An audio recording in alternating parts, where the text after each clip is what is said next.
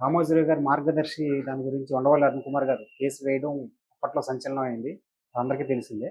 అయితే ఇప్పుడు 18 సంవత్సరాలు కేసు నడిచిన తర్వాత దీని గురించి ఒక తీర్పు వచ్చింది. కేసుని కొట్టేశారని చెప్పి కూడా వార్తలు వస్తున్నాయి. దీని గురించి మీరేమంటారు? అంటే ఆ టైంలో ఈ హిందూ అవిభక్త కుటుంబం నుంచి ఆయన ఏదో డీవియేషన్ వెళ్తోంది అనేది అర్థమైన మరుక్షణం ఈ నిధులు సమీకరించి అక్కడ పెట్టి కంప్లైంట్లు రాకుండా చూసుకున్నాడు, ఆర్గనైజ్ చేసుకున్నాడు. ఓకే. ఈ ఆర్గనైజ్ చేసుకోవడం తాలూకా ఫలితం ఇప్పుడు సంస్థ అనుభవిస్తోంది. బయటకు రావడానికి ప్రధాన కారణం కస్టమర్ల నుంచి కంప్లైంట్లు లేకపోవడం. ఓకే. మదుపర్లలో ఆయన పట్ల ఒక నమ్మకం ఉంది. ఆ! అందుకని ఆశించినట్టుగా ఎవరు దాడులు చేయలే. అంటే వీళ్ళు కేసు పెట్టిన మరుక్షణం రామోజీరావు గారిని ప్రాసిక్యూట్ చేయడానికి అయ్యంకార్ భవన్కి పిలిచి దాదాపు 8 గంటలు ప్రశ్నించారు అనే వార్త బయటకు వచ్చినప్పుడు ఇమీడియట్ గా మార్గదర్శి కంపెనీ ఆ బ్రాంచీలు అన్నిటి మీదకి మదుపర్లు దాడి చేసి మా డబ్బులు ఇచ్చేయమని అంటారనేటువంటి ఒక సన్నివేశాన్ని ఊహించారు. కానీ అటువంటివి జరగలేదు అంటేనే ఆ సంస్థ పట్ల వాళ్ళలో ఉన్నటువంటి ఒక నమ్మకం మనకు తెలియజేస్తుంది. కొన్ని చోట్ల జరిగినా కానీ చెదురుమదురుగా పే చేసేసారు, ఇచ్చేసి పంపించేశారు. అయితే ఈయన ఎందుకు ఎంటర్ అయ్యాడు ఈ కేసులోకి ఉండవల్లి అంటే వాళ్ళ మదర్ దానిలో మదుపు చేసుకునేవారు మార్గదర్శిలో. ఆవిడ ఇన్వెస్ట్ చేస్తూ ఆవిడ చిట్ కట్టి అది మెచ్యూర్ అయిపోయిన తర్వాత జనరల్గా వాళ్ళు ఒక ప్రపోజల్ పెడతారు ప్రతి ఒక్కరికి.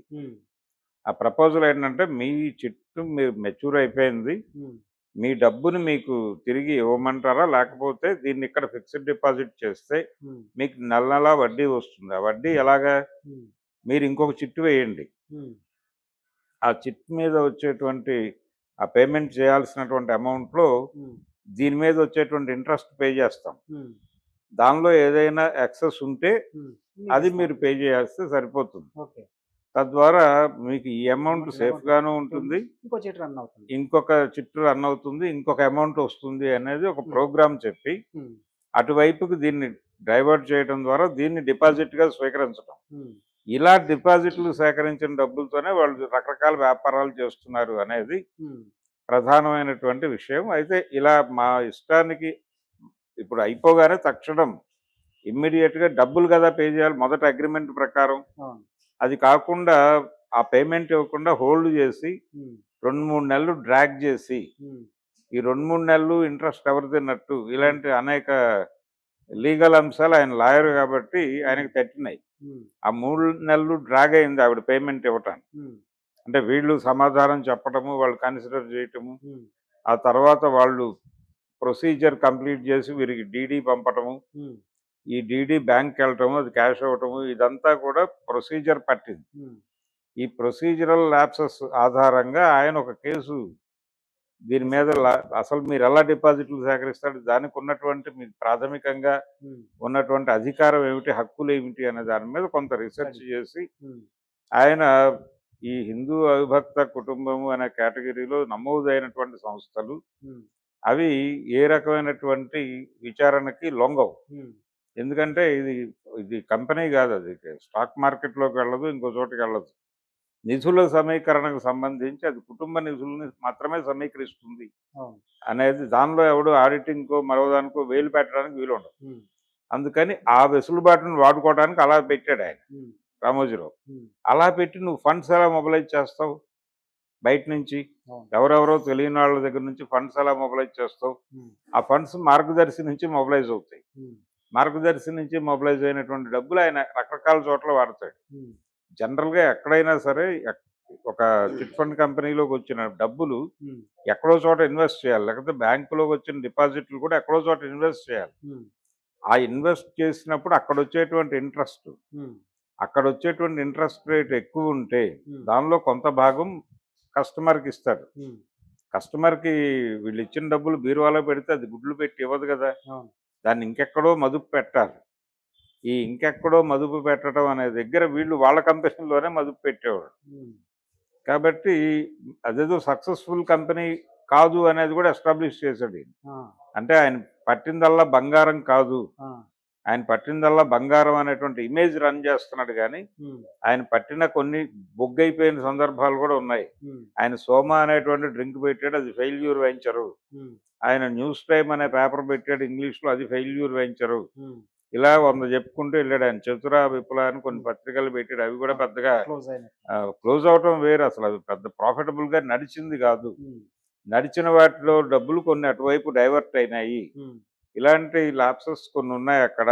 మరి అదే అన్ని కంపెనీలకి వర్తించి నష్టపోతే వీళ్ళందరూ ఏమైపోతారు అనే ఒక పాయింట్ ఆధారంగా దీన్ని ఎస్టాబ్లిష్ చేస్తూ వెళ్ళారు.